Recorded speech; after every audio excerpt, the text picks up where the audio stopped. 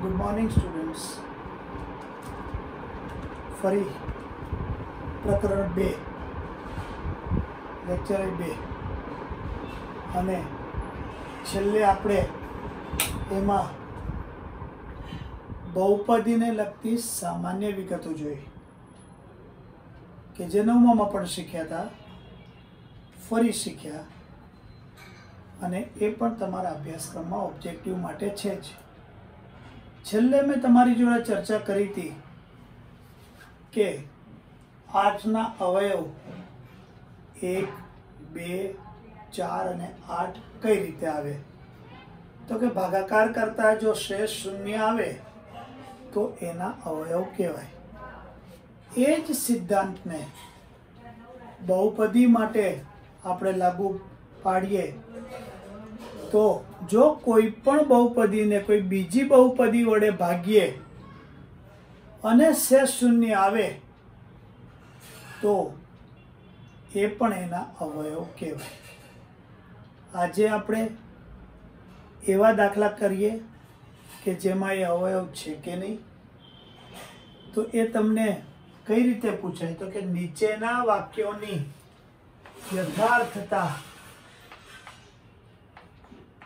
ચકાસો. યથાર્થતા એટલે વાક્યો સાચા છે કે ખોટા, એના માટેનો શબ્દ છે યથાર્થતા. તો પહેલો જ દાખલો છે x + 1 A p of x બરાબર 3x³ વત્તા 2x² વત્તા 7x વત્તા 8 નો અવયવ છે. આ વાક્ય સાચું છે કે ખોટું આપણે નક્કી કરીશું.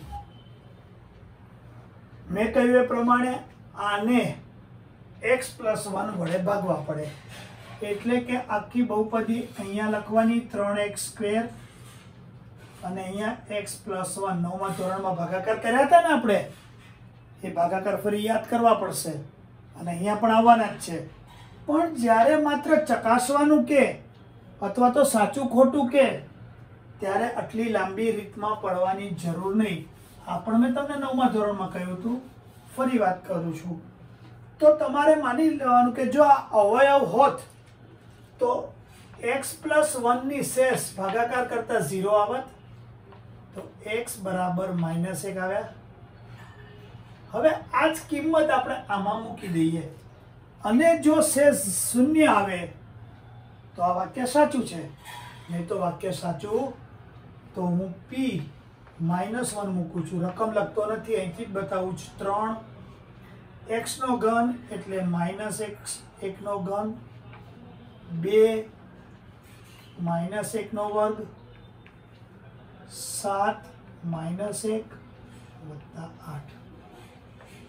-1³ -1 અને 3 એટલે -3.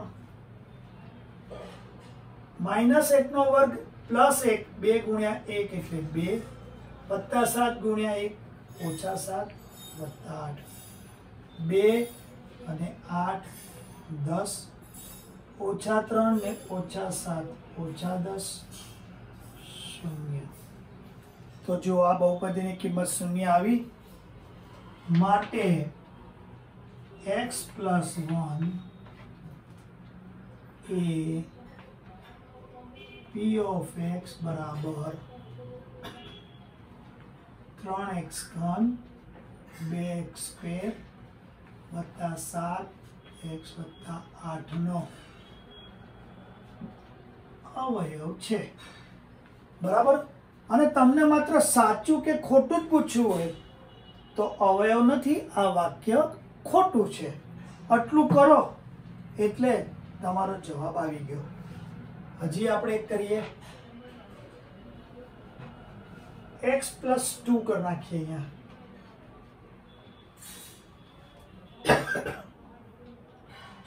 અને x³ વત્તા x² વત્તા એક્સ વત્તા 2. આની વાત કરીએ કે આનો અવયવ છે. આ વાક્ય સાચું છે કે ખોટું? તો સ્વાભાવિક છે કે અહીંયા પણ x પ્લસ 2 બરાબર 0, એટલે x બરાબર -2. અહીંયા આપણે પાછું -2 મૂકીએ અને -2 મૂકશું એટલે કિંમતો બદલાઈ જશે.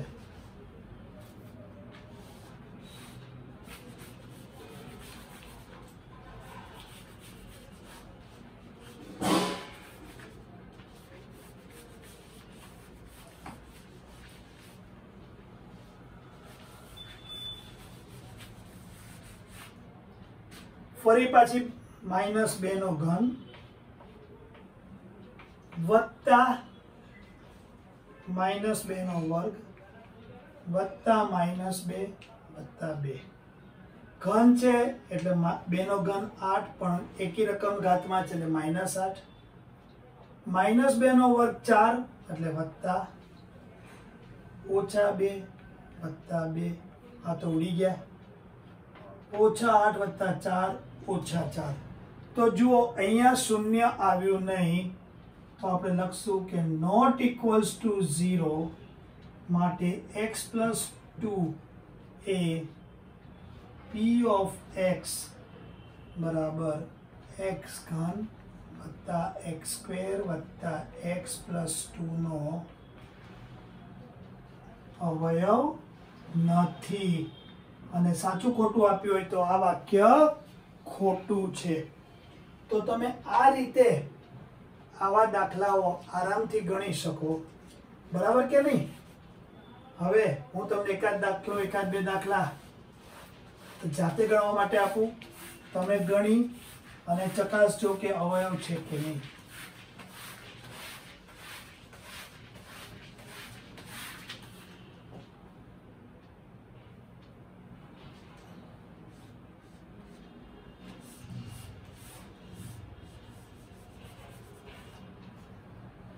અહીંયા હું લઉં છું x -1 A p of x બરાબર x ની ચતુર્ઘાત ઓછા 2x ઘન વત્તા 3x ઓછા 2 નો અવયવ છે કે નહીં. તો આ દાખલો ગણજો. બીજો દાખલો x -2 A p of x બરાબર x નો ઘન -2x વર્ગ નો. આ વાક્ય આપ્યું છે, એની યથાર્થતા એટલે સાચું ખોટું તમારે કરવાનું છે. તો તમે આ બંને દાખલાઓ તમારી જાતે ગણજો હોમવર્કમાં. આગલા બે પણ મેં ગણ્યા એટલે તમને આ રીત પણ ફાવી જશે. હવે આપણે 7મા ધોરણમાં વિસ્તરણ અને અવયવ શીખી ગયા, બરાબર કે નહીં? તો બહુપદીના અવયવો માટે પણ આપણે થોડું વિચારવું પડશે. તો પહેલા તો આપણે અવયવો વિશે વિચારીએ.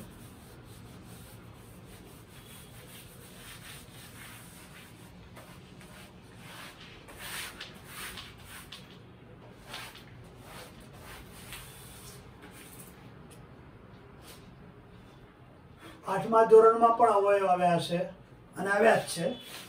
એ અવયવો 10મા ધોરણમાં બધા જ પ્રકરણમાં કોઈને કોઈ સ્વરૂપે હવેથી કામમાં આવવાના છે. માટે એ પણ ધીમે ધીમે સૂત્રો યાદ રાખવા પડશે. તમને પૂછે છે કે અવયવ પાડો, બહુપદીના અવયવ પાડો.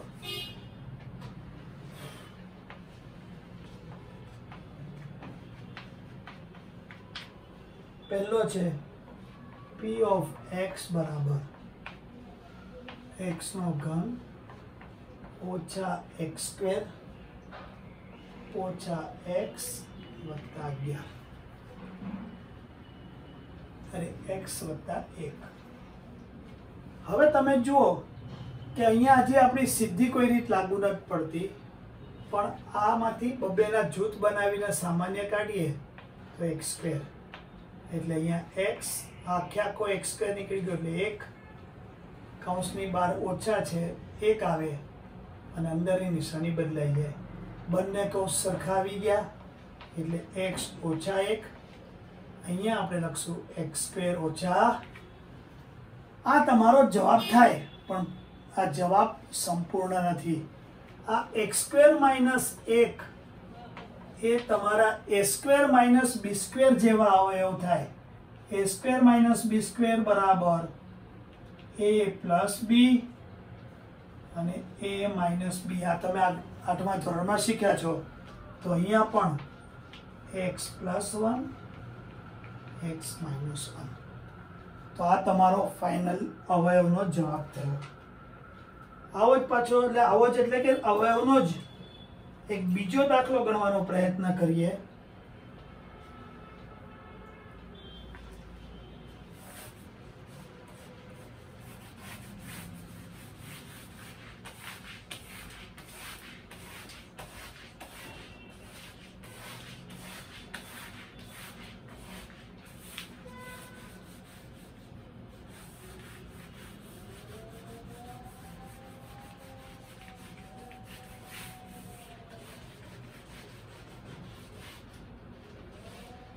કે જે ax square plus bx plus c ના અવયવો હોય. કયા હોય? ax square plus bx plus c. ખરેખર તો આ 3 પદ છે એટલે પૂર્ણવર્ગ ત્રિપદીની રીત પણ વિચારી શકીએ, પણ અહીંયા એ પૂર્ણવર્ગ છે, c પૂર્ણવર્ગ છે એવું કશું કહ્યું નથી. તો હું પહેલો જ દાખલો એક ગણું છું. X square plus 5x plus 6. आ पूर्णवर्ग है पण आ नहीं. तो तमने ख्याल हशे कि तमने 8मा धोरण में हुसैन सरे अहींया एक सहगुणक है, अंतिम पद में 6 है एटले 6 आव्या. 6 ना एवा बे भाग अवयव रूपे पाडवाना के 5 आवे एटले 3x અને 2x. 3x વત્તા 2x એટલે 5x અને 3 ગુણ્યા 2 એટલે 6. નિશાની સાથે અંતિમ પદે મળ્યું. તો હું લખીશ x square plus 3x plus 2x વત્તા 6. આ 5x ને બદલે મેં આ લખ્યું, આ પદ બરાબર. હવે હું આ 2 માંથી સામાન્ય કાઢીશ અને આ 2 માંથી સામાન્ય કાઢીશ. તો x પ્લસ 3 વત્તા 2 x પ્લસ 3. તો x પ્લસ 3 અને x પ્લસ 2 આ તમારો જવાબ આવી ગયો. બરાબર છે. આવો દાખલો બીજો પણ કરી શકાય. x સ્ક્વેર પ્લસ 5x ઓછા 6. તો અહીંયા પણ 1 ગુણ્યા ઓછા 6 આવે. હવે 6 ના અવયવ 3x અને 2x કરીએ. અહીંની નિશાની મૂકું તો 3 ઓછા 2. જો હું 3 વત્તા 2 કરું તો 3 ને 2 5x આવી ગયા, પણ 3 અને 2 નો ગુણાકાર કરું તો વત્તા 6 આવે. મારે તો ઓછા 6 જોઈએ જ, માટે આ ચાલે નહીં. તો શું કરાય? 3x 2x કરું અને વત્તા ઓછા કરું તો પણ પ્લસ x થઈ જાય, માત્ર 5x ને બદલે. 3 ગુણ્યા ઓછા 2 કરું તો ઓછા 6 આવે. તો આ પદ આવે જ, પણ આ આવતું નથી. તો પછી હું 6 ગુણ્યા 1 કરું. અહીંયા નિશાની હવે રાખો તો જુઓ વત્તા 6x ઓછા x કે 1x વત્તા 5x વત્તા 6 ગુણ્યા ઓછા 1 ઓછા 6. એટલે કે આપણે અહીંયા x સ્ક્વેર વત્તા 6x ઓછા x ઓછા 6 કરીશું. ફરી પાછું સામાન્ય કાઢીએ. x વત્તા 6 એક સામાન્ય x વત્તા 6 બે વત્તા કેમ કરી દીધા કૌંસની બહાર માઇનસ છે એટલે x વત્તા 6 અને x ઓછા 1 આ તમારો જવાબ આવ્યો જુઓ જ્યારે પણ તમે આવા ભાગ પાડો ત્યારે મધ્યમ પદ પણ નિશાની સાથે મળવું જોઈએ અને એ બે ગુણનો ગુણાકાર પણ નિશાની સાથે અંતિમ પદને મેચ થવો જોઈએ એવા જ અવયવો તમે લઈ શકો જે અહીંયા લખ્યું છે એના ઉપરથી તમને બરાબર ખ્યાલ આવ્યો હશે હજી એક ત્રીજો દાખલો કરીએ આપણે x² ઓછા 5x વત્તા 6 તો 1 ગુણ્યા 6 એટલે 6 3x અને 2x તો પહેલા આપણે લેવા જ પડે હું આ નિશાની રાખું તો ઓછા કરું તો ઓછા 3x ઓછા 2x એટલે ઓછા 5 આવી ગયા ઓછા 3 ગુણ્યા ઓછા 2 વત્તા 6 આવી ગયા માટે x² ઓછા 3x ઓછા 2x વત્તા 6 બરાબર ફરી પાછું બેમાંથી સામાન્ય x ઓછા 3 2 x ઓછા 3 કૌંસની બહાર ઓછા છે નિશાની બદલી x ઓછા 3 x ઓછા 2 હજી એક દાખલો આવો જ કરી શકાય ચોથો x² ઓછા 5x ઓછા 6 ફરી પાછું 1 ગુણ્યા ઓછા 6 હું 3x અને 2x કરું ઓછા 3x ઓછા 2x ઓછા 5x આવ્યા પણ 3 દુ 6 વત્તા થઈ જશે જે અહીંયા મેચ નથી થતું આ નહીં ચાલે માટે હવે હું 6x અને 1x લઉં ઓછા 6 વત્તા 1x ઓછા 5x ઓછા 6 ગુણ્યા 1 ઓછા 6 એટલે આ અવયવ ચાલશે એટલે x² ઓછા 6x વત્તા x ઓછા 6 ફરી પાછું સામાન્ય x ઓછા 6 વત્તા 1 x ઓછા 6 x ઓછા 6 x વત્તા 1 તો તમે જુઓ કે તમે પહેલા પદનો સગુણક અહીંયા બધે એક જ હતો એટલે દરેક વખતે 1 લીધો તો એક જ રકમને નિશાનીઓના ફેર સાથે મેં તમને કર્યા આ દાખલા ચારે બરાબર સમજજો આઠમાની રીત ફરી પાછી મગજમાં લાવજો તો તમને કઈ જ મુશ્કેલી પડશે નહીં ફરી પાછો હજી આવો એક દાખલો કરીએ પણ થોડોક ફેરફાર કરી નાખું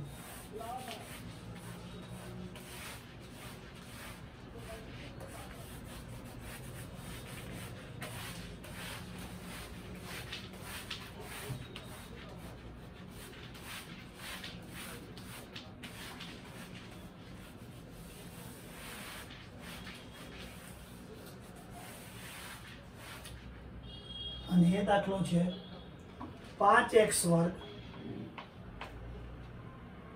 વત્તા 11x વત્તા 6 હવે રીત તો આ જ છે પણ અહીંયા સહગુણક 5 છે એટલે 5 ગુણ્યા 6 આપણે 30 ગુણાકાર રૂપે લાવવા પડે અને એવો ભાગ પાડવા પડે કે આપણને 11 આવે તો હું 10 અને 3x કરું તો 10 ને 3 13 અને 10 માંથી 3 જાય તો 7 એટલે આ ના આવે હું 6x અને 5x કરું વત્તા 6x વત્તા 5x વત્તા 11x 6 પંચાને 30 માટે આ જોડકું આપણું ચાલશે માટે 5x² વત્તા 6x વત્તા 5x વત્તા 6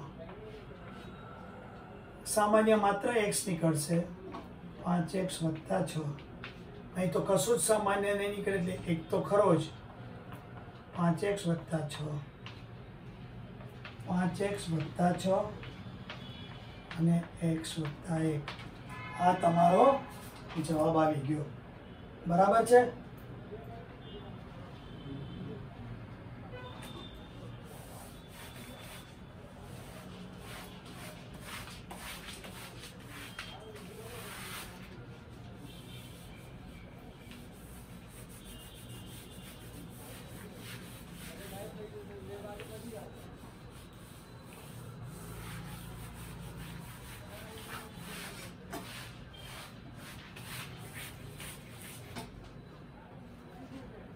હવે હું તમને એક દાખલો આપું છું.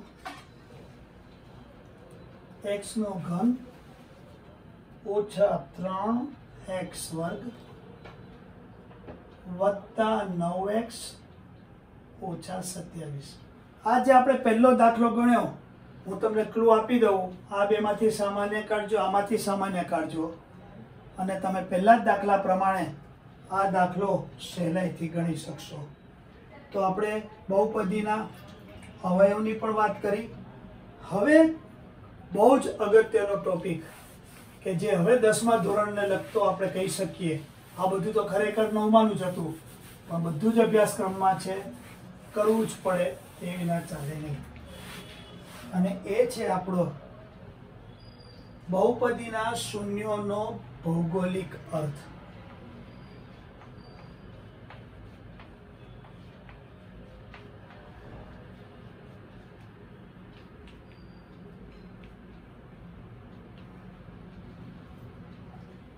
ભૌમિતિક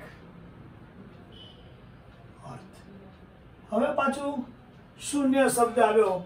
પહેલા જ લેક્ચરમાં આ પ્રકરણમાં મેં કીધું હતું કે એ વખતે હું તમને શૂન્યનો અર્થ સમજાવીશ. હું તમને એક અહીંયા બહુપદી લખું, 7x - 14 = 0. સપોઝ કે હું x બરાબર 1 લઉં તો 7 1 ઓછા 14, અથવા તો આ જ આપ્યું છે તો 7 ઓછા 14 ઓછા 7 આવ્યા.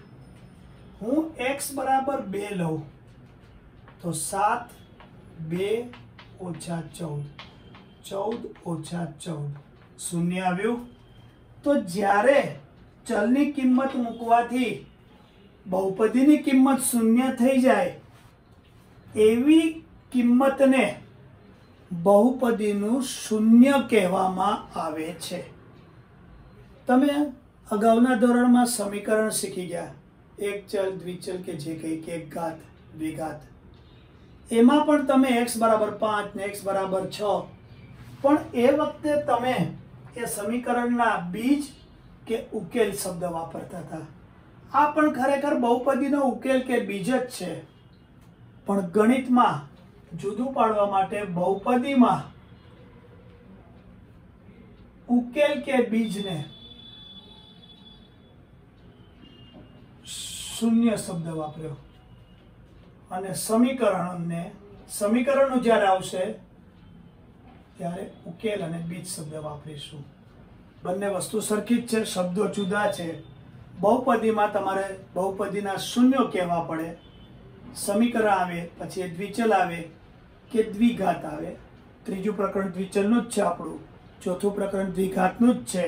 એ વખતે આપણે ઉકેલ કે બીજ વાપરીશું. તો આવા સમીકરણના બીજ અથવા ઉકેલ અથવા તો બહુપદી એના શૂન્યો વિશે આપણે સમજવાનો પ્રયત્ન કરીએ. બરાબર છે. હવે અત્યાર સુધી આપણે કિંમતો ગણતરી કરી અને મેળવતા હતા. જેમ કે 7x ઓછા 14, તો x બરાબર હું 2 મૂકું તો બંને બાજુ એટલે કે તમારો અંતિમ જવાબ શૂન્ય આવ્યો, એટલે 2 એ બહુપદીનું શૂન્ય છે એમ કહી શકાય. તો અહીંયા બહુપદીનું શૂન્યનો અર્થ શું? તો પહેલામાં પહેલું તો એ કે 9મા ધોરણમાં મેં તમને કીધું હતું કે સુરેખ બહુપદી, આનો જો આલેખ દોરીએ તો એ હંમેશા સુરેખા અથવા રેખા જ આવે. કઈ રીતે? તો હું બતાવું છું. આ તમારો આમ આવે, આમ પણ આવે. રેખાની નિશાની સમજી લેવાની.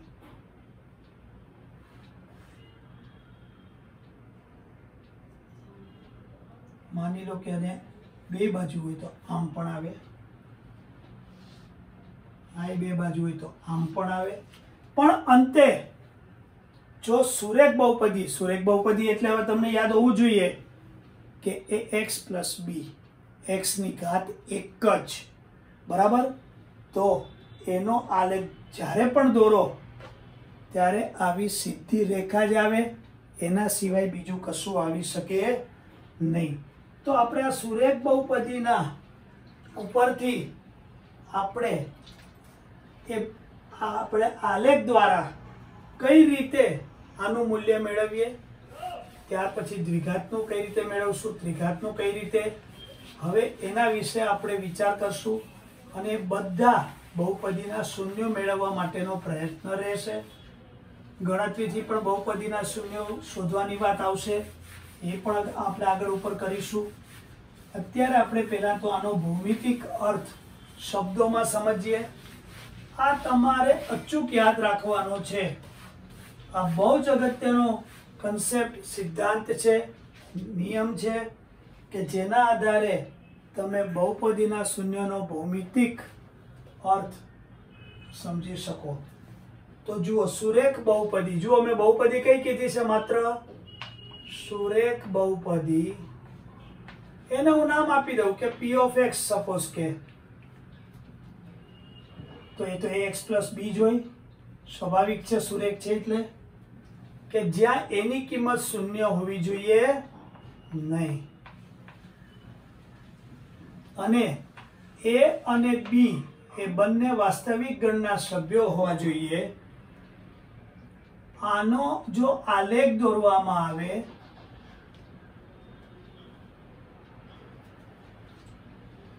તો એ આલેખ ઓછામાં ઓછા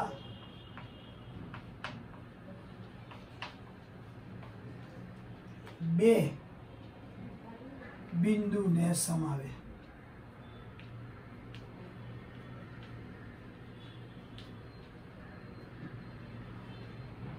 અને તે x અક્ષને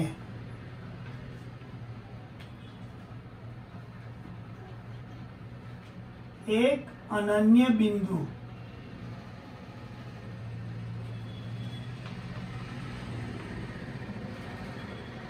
-b/a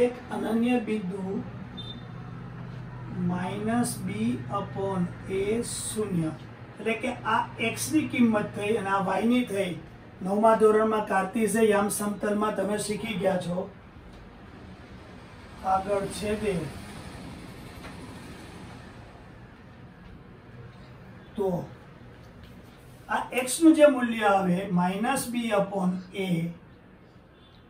A p of x નું શૂન્ય છે તેમ કહેવાય. એટલે કે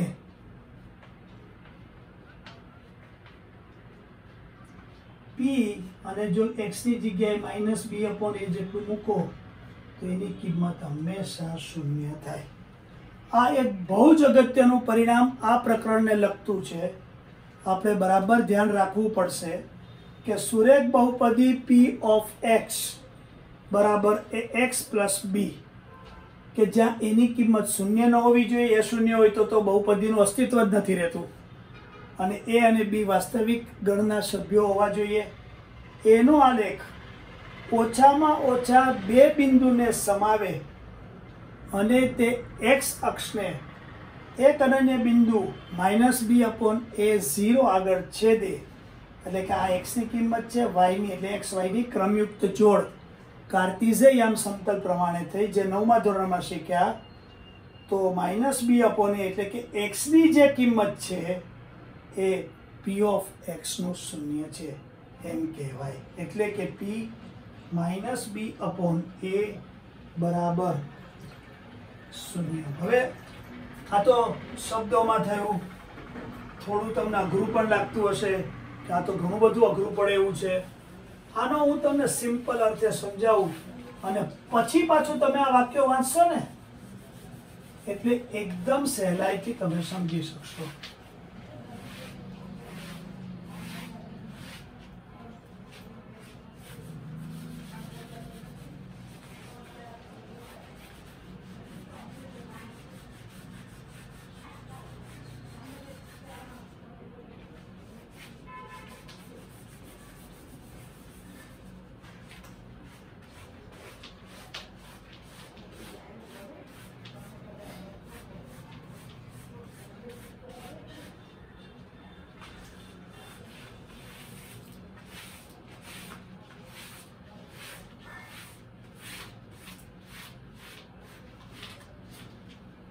હવે જુઓ, આપણે ફરી પાછું એ જ ઉદાહરણ લઉં છું, 7x ઓછા 14, બરાબર.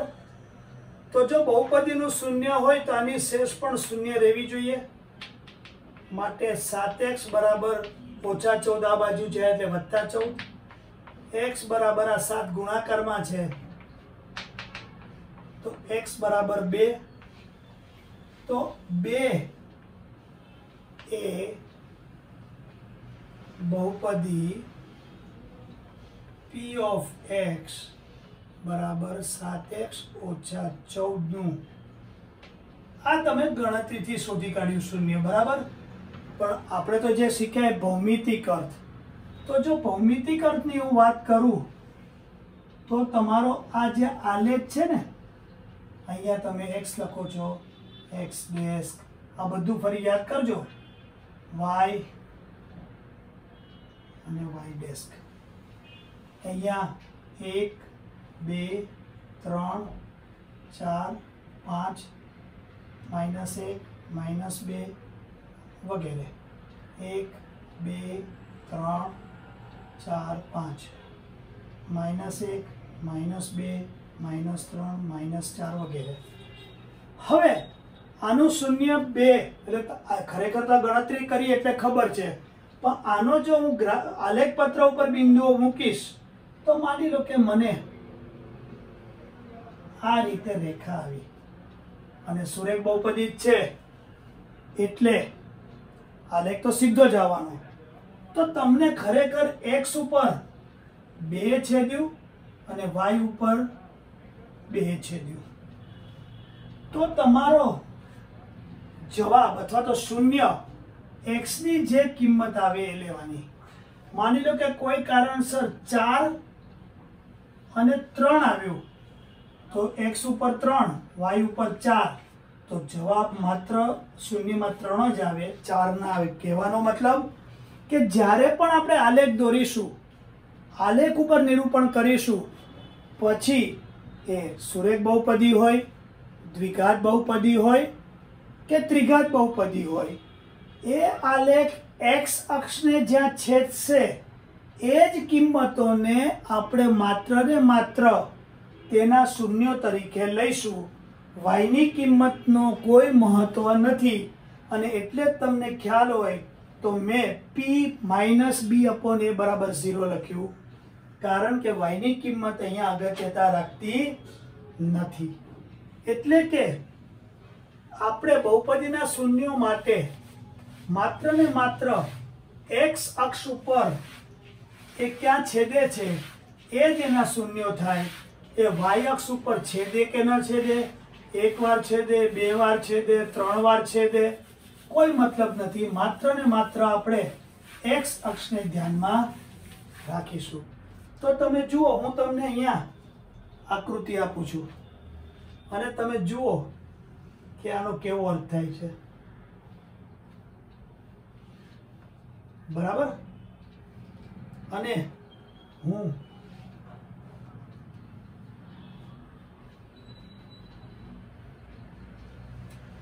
આ મારી સુરેખ બહુપદીનો આલેખ આવ્યો. એક બીજું દોરું છું, પછી હું એકારે તમને સમજાવું છું.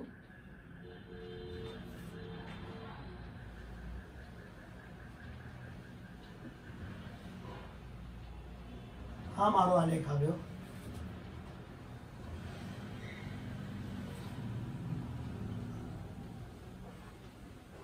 માની લો કે કોઈક આલેખ આવો આવ્યો, આવવાનો જ છે.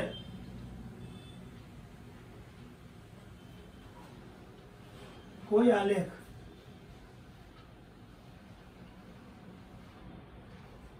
આવો આવ્યો તો તમે જુઓ કે અહીંયા આ આલેખ x ને અહીંયા છેદે છે, આ x ને છેદે છે અને આ y ને. તો આપણે તો માત્ર x અક્ષને જ્યાં છેદે એ જ એનો ઉકેલ કહેવાય. એટલે કે આવા આલેખને કેટલા ઉકેલ છે? એક જ શૂન્ય છે. કેટલું છે? આ બે બાજુ છેદે છે, માટે 2 ન લખતા, કારણ કે આ બીજું જે બિંદુ છે તો y પર છે. ભૌમિતિક અર્થમાં y ની કોઈ મહત્વ ધરાવતું નથી. એવી જ રીતે આ વાયને છેદે છે, આ એક્સ ને, માટે આપણે આ એક જ લેશું. એટલે અહીંયા પણ કેટલા ઉકેલ છે? એક જ. અહીંયા તમે જુઓ કે વાયને તો છેદતું જ નથી, પણ એક્સ ને એક જ બિંદુમાં છેદે છે, માટે એક જ. આ દ્વિઘાત બહુપદીનો પરવલયાકાર છે. અહીંયા પણ એકને જ છેદે છે, બીજે ક્યાંય છેદતું નથી. એટલે આ બધાના શૂન્યો કેવા છે? એક જ છે. બરાબર. હવે હજી એના કરતાં થોડુંક આપણે આગળ વિચારવાનું શરૂ કરીએ.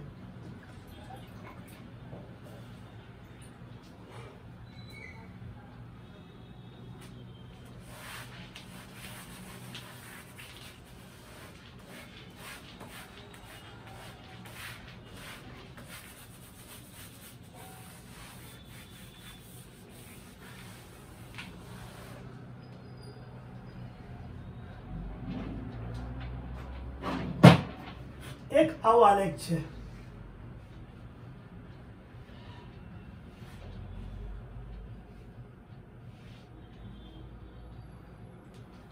તો તમે જુઓ કે વાય અક્ષને છેદે છે, એક્સ અક્ષને ક્યાંય છેદતું, માટે શૂન્યો નથી. બરાબર. માની લો કે આ પ્રમાણે હોત, શૂન્યો નથી. બરાબર. પછી માની લો કે આ પ્રમાણે હોત,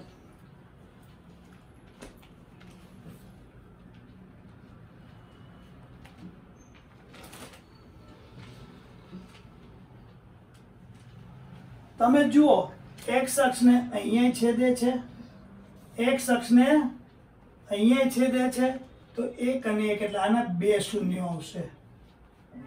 તો આકૃતિ ઉપરથી પણ તમે ગણતરી કર્યા વગર આ બહુપદીને કેટલા શૂન્યો હશે એ બહુ સહેલાઈથી કહી શકો. હજી એક આપણે દોરી જોઈએ.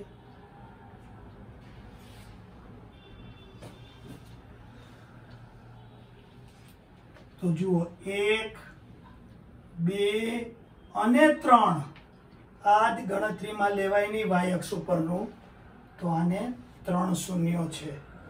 બરાબર કે નહીં? હવે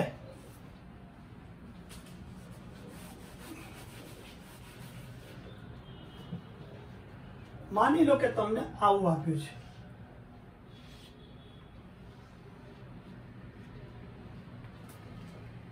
વાય અક્ષને છેદે પણ એક્સ અક્ષને તો ક્યાંય છેદતું, માટે આના શૂન્યો નથી શક્ય. બરાબર. એવું જ માની લો કે તમને હું આપું